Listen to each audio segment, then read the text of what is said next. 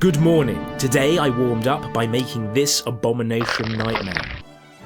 Look, sometimes things just don't come out as you expect, but there is a story behind this. So bear with me while I put on some scarves and bangles, because I'm going to need every art teacher cope available. It's about mark making. Yeah, there we go, nailed it. So, what happened? What went wrong? Alright, so we all loved the Lewis Chessmen, don't we folks? We love them. They're blobby and goofy looking.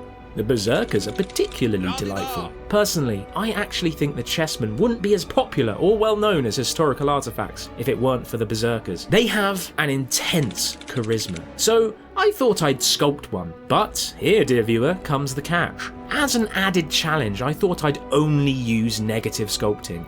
I could only remove digi clay. So I started with a cuboid and I was going to chisel my way to perfection, but immediately there were some problems. The first and biggest of which is that this was a stupid idea and it isn't really how the software was built to be used, because you never actually remove clay, all the brushes just move the vertices. So if we look at this example of a cube, if I chisel away at its corner, I'm not actually chipping off a sliver of marble, I'm just smushing it, and in so doing, making a vestigial little flapper. I probably should have used the scrape tool a lot sooner. It would have made things easier, but I've never been one to stop a bad idea once I start it, so I boldly and bravely soldiered on. Because I'm like that. I'm a very inspiring figure.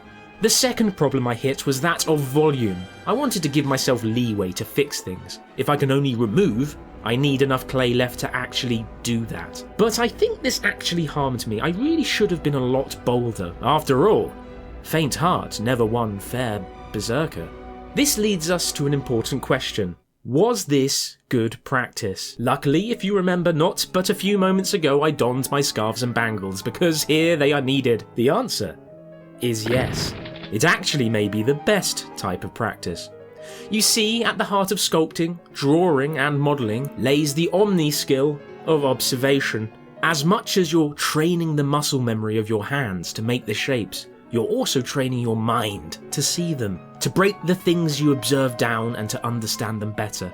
So while practicing, if what you make is really, really good, you're probably too comfortable. Is this cope? Yes.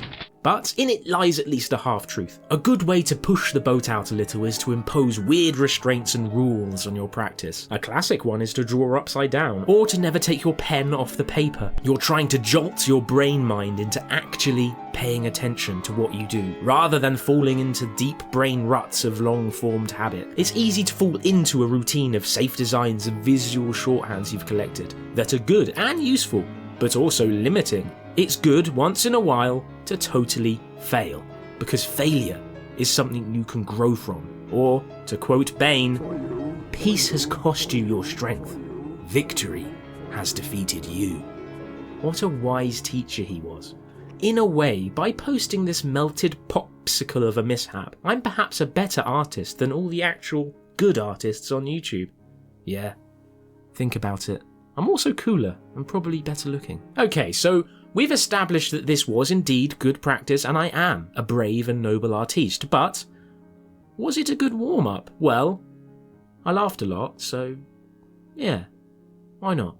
This morning, I made a mistake. It's going to be a great day.